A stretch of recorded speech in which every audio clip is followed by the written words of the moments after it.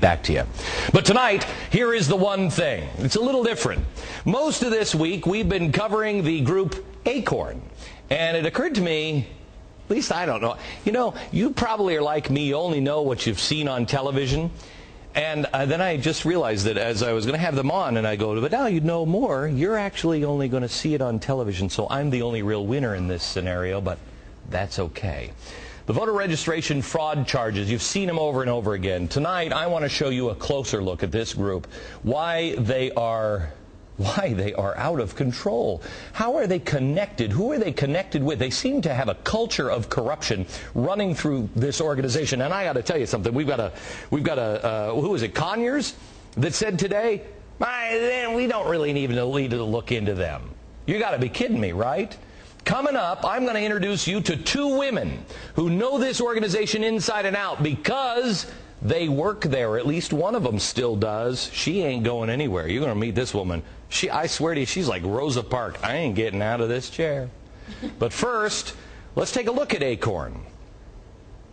The Association of Community Organizations for Reform Now, or ACORN, has been around since 1970. They say they are, quote, committed to social and economic justice through direct action, negotiation, legislative advocacy, and voter participation. The mission is to help those who have historically been locked out become powerful players in our democratic system. They have 110 chapters in 40 states for community organizing and carrying out issue campaigns, ballot initiatives, and voter participation.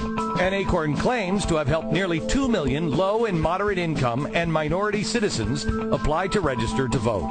Voter registration sounds great, but it seems to be where ACORN always gets into trouble. People will walk up to me and ask me would I sign these papers.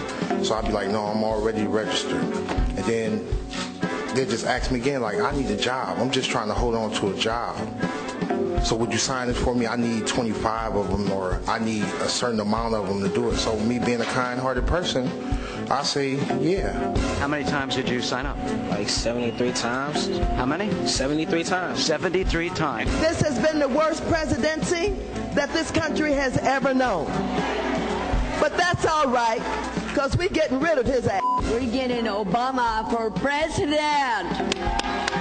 If you're anything like me, you probably hadn't even heard about this group until the last election, with the alleged fraud and intimidation of voters in at least 14 states. Nevada filed new voter registration charges against ACORN this week, and I interviewed the Nevada Secretary of State, a Democrat, Ross Miller. It's against the law in Nevada to pay individual registrants to register people based on the total number of people that you've registered. That's a Category E felony. Is there such a thing as a handbook, an ACORN handbook that says these things?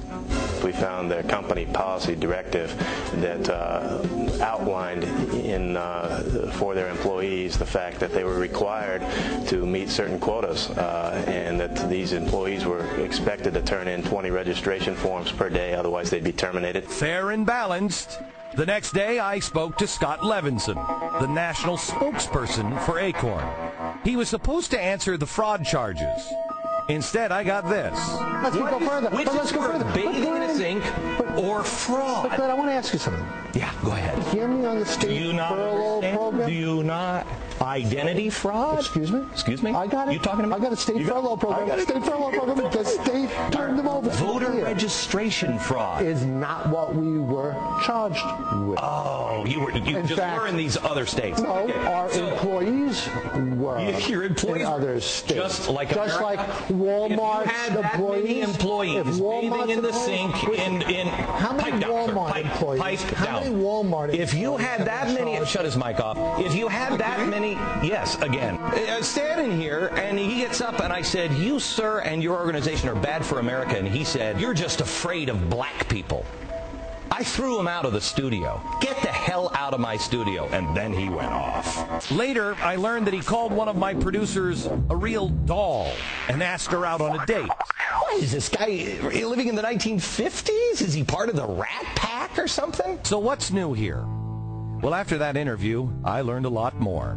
ACORN and another organization that has bothered me for a while now, and I didn't know why, the Service Employees International Union, the largest union in North America, are doing the bidding of the progressive movement. They are changing the pictures that you literally see on TV.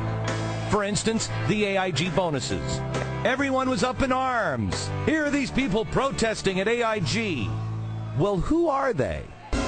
It was orchestrated by the SEIU. And protesting at the homes of AIG executives, regular people just like you. Orchestrated by ACORN. Ask yourself, what does a community organization and a union have to do with this story? What do they have to do with each other? Why are they working together? Hang on, here we go.